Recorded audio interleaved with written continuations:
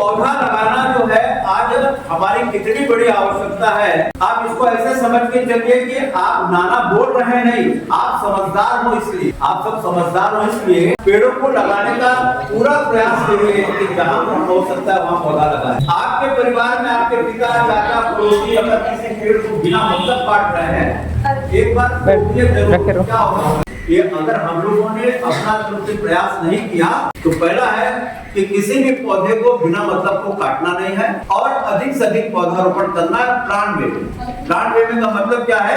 Natural forest, प्राकृतिक जंगल बनना। प्राकृतिक जंगल बनने का मतलब क्या हुआ? हमने सागवान का ही जंगल लगा दिया। अभी ऑस्ट्रेलिया में, अमेरिका में बहुत बड़ी आग। तो एक ही तरीके का पौधा है, एक तरीके का पौधा होने पर पतझड़ एक साथ आता है और जंगल में पूरे के पूरे पत्ते गिरते हैं और गर्मी से स्वतः आग लग जाती है और पूरा जंगल खाक।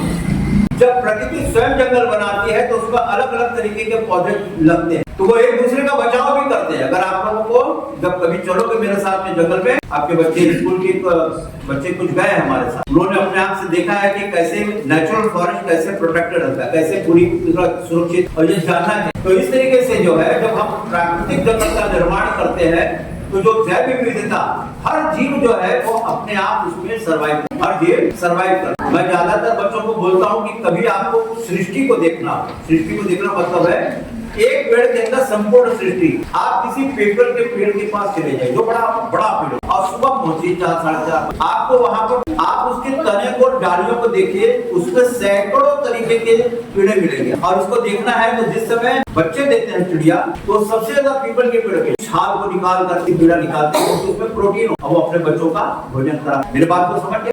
तो एक पूरी की पूरी जीवन चक्र जो है वो उस पेड़ के साथ में चलता है। ऐसा हर पेड़ के साथ, हर पेड़ का महत्व है। तो आपके अंदर ये भी जिज्ञासा होनी चाहिए कि ये पेड़ है तो क्या चीज है और इसका क्या गुण, क्या मेडिसिनल वैल्यू है। हमारे साथ जो बच्चे जंगल में जाते हैं उनको 50 पेड़ की मेडिसिनल वैल्यू सिखाई जाती है, बताई जाती है। आप जंगल के किस पेड़ का कैसे इस्तेमाल करके आप अपने जीवन को बचा सकते हैं। दूसरी बात है जल संचय। अभी देखो हमारे साथ ये जितने लोग बैठे हैं, मेरे चाचा जी बैठे हुए। हम जब बचपन में मुंबई से गांव पर आते थे तो हमारे घर के पास जो कुआं है जलालपुर में, उसमें 25-30 फुट पर पानी रहता था, बड़े आराम से हम लोग उसको काट देते। आज उसके बाद बोरिंग शुरू हुई तो लोगों ने 90 फुट की बोरिंग शुरू किया।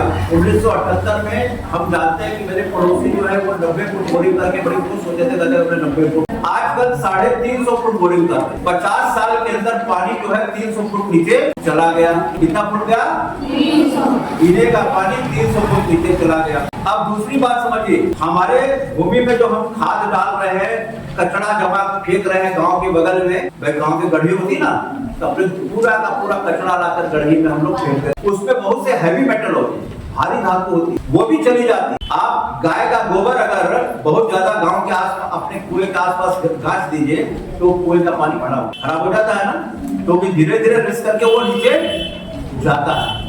ये सारा ज्ञान जो है छोटे छोटे बच्चों को होना चाहिए कि हम पानी का स्टोरेज कैसे करेंगे, उसको बचाएंगे कैसे, और अपना जो पीने का पानी का संसाधन है उसको हम सुरक्षित कैसे। आज सरकार को जो वैज्ञानिकों ने चेतावनी दी उसका परिणाम है कि घर घर जल योजना को सरकार ने प्राथमिकता, इसको महसूस कर लिया सरकार ने कि पब्लिक नहीं मानेगी, वो करेगी। जब वो करेगी तो पीने के पानी का अभाव हो जाएगा। अगर गांव में पानी जो है वो पोल्यूटेड हो जाएगा तो पहले तो कोई पिएगा नहीं, तो भी पानी चाहिए ना। अभी मेरा एक शिष्य है अभिषेक अनिमेश का, वो अभी खड़गपुर आईटी गया था, वहाँ 200 बच्चों को ट्रेनिंग दिया।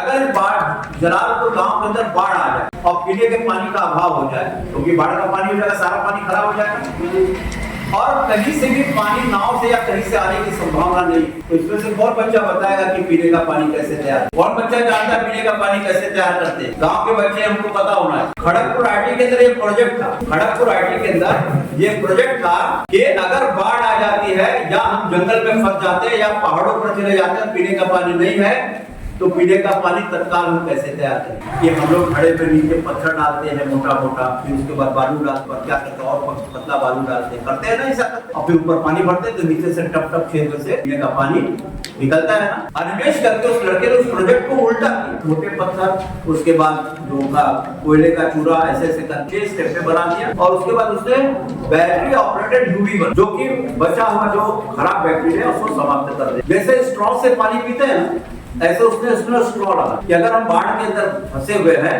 तो उसको खींचेंगे तो नीचे से पानी आया, मेरी बात को समझ गए ना, हाँ, और वो फिल्टर होकर के हमने इसको पी लिया। यदि आपने उसको उल्टा कर दिया तो वो पीने का पानी गया, आप बाढ़ में पड़ गए। तो ये प्रयोग आपके लिए लाभकारी है ना। ऐसे छोटी छोटी जानकारियां आपको होनी चाहिए। गांव के प्रधान से बोलो, गांव के बुजुर्गों से कहो, गांव में पशु पालने वाले से कहो कि आप इस तरीके से व्यवस्थित पशुपालन कीजिए, कूड़े का भंडारण इस तरीके से करिए कि गांव का पानी पीने का खराब नहीं होने पाए। और आपकी अपनी जिम्मेदारी, शहर में आज जितना भी, शहरों में भी मैं देखता हूँ छत पर से कूड़ा फेंक देंगे, कहीं पर भी सड़क में फेंक देंगे। अवेयरनेस होनी चाहिए। अगर हम और आप अगर उस चीज को सही करते हैं, सरकार प्लास्टिक का कूड़ा अलग रखने के लिए करती है, क्योंकि हमको पानी अपना सुरक्षित रखना बहुत जरूरी है। अगर प्यास लग रही है, 2 घंटा पानी नहीं मिलेगा। मैं सनबीम स्कूल के बच्चों को ट्रैकिंग के लिए लेकर के गया था, सारे सनबीम के 70 बच्चे मेरे साथ गए थे। हमने उनको लिख करके दिया था कि 4 लीटर पानी अपने साथ कैरी करना है, आपको गुड़ लेकर के चलना, सत्तू लेकर के चलना है।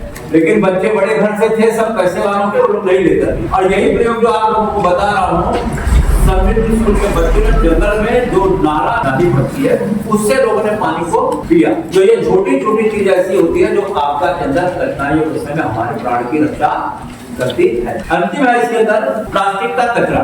नाना जी आज कुछ बच्चों के लिए झोला लेकर के आए कपड़े का। इसमें कितने बच्चे हैं सिलाई जानते हैं? हाथ उठाई, सिर्फ 2 बच्चे हाथ। इसका मतलब है कि बच्चों के मन में सिलाई सीखने की इच्छा है नहीं है ना।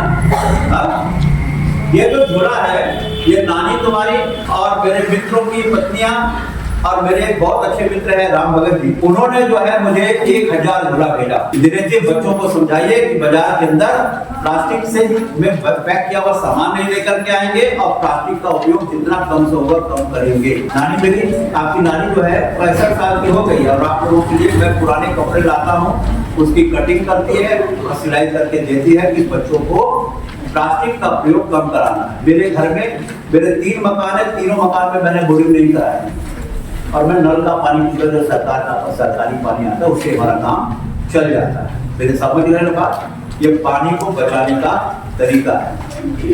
मुझे जब कोई दिक्कत नहीं हो तो दूसरे व्यक्ति को कैसे दिक्कत हो सकती है? मैं कैसे मानूं कि वो बोरिंग कराना जरूरी है उसके? बात समझिए, हम अपनी सुविधा, बटन दबाया पानी आ जाए, हर काम बटन पर। मोबाइल से हमने यहाँ से बंद कर, तो आ गया ऐप आ गया है, आप अपने यहाँ पर मोबाइल में लोड कर दीजिए, पंखा बंद करना यहीं से बंद कर दीजिए, यहीं से लाइट चालू कर दीजिए, ये सारी चीजें आ गई। ये आपको अपंग बना रही है, अयोग्य बना रही है। अगर आप भूखिया होकर के अगर एक झोला से चिल्ला नहीं जानती है, दीक्षितपुर गांव है बगल में, एक बेटी जो है वो दूसरे के घर में दूसरी दुकानदार के 50 रुपया रोज पर सिलाई सीखता। वो मुझसे कही कि नाना अगर हमको आप सिलाई मशीन दे देंगे तो हम 150 से लेकर 200 रुपया रोज कमाने लग जाएंगे। सिलाई कर रहे थे तो उसके चेहरे पर बड़ी खुशी थी और वो यही कमला नेहरू विद्यालय में। अब कल्पना करो कि वो अपना परिवार चलाने के लिए अपनी योगा और क्लास के में अभी हमने वहां पर जब वो बांटा, झोला बांटा, तो किताबें बांटी, तो वो लड़की भी आई लेने के लिए। उसमें क्या था कि कक्षा, पहली कक्षा से लेके इंटर तक के बच्चों में जो प्रथम 3 बच्चे आए कक्षा में, उन्हीं को पुस्तक दी गई। किस लिए? तो मुझे वो लड़की आई तो मुझे समझ में आया कि ये लड़की पढ़ने में भी ठीक है और घर गृहस्थी करना भी जानती है। मेरी बात को समझ गए नाना क्या समझा रहे? पानी बचाना है, पौधों का संरक्षण करना है और प्लास्टिक का प्रयोग जितना कम से कम हो सकता है करोगे ना। कुछ तो बारोगे बात नाना की कि नहीं? धीरे बोल रहे, इसका मतलब है शायद नहीं मानने का। जोर से बोलो हाँ मानेंगे, ठीक है।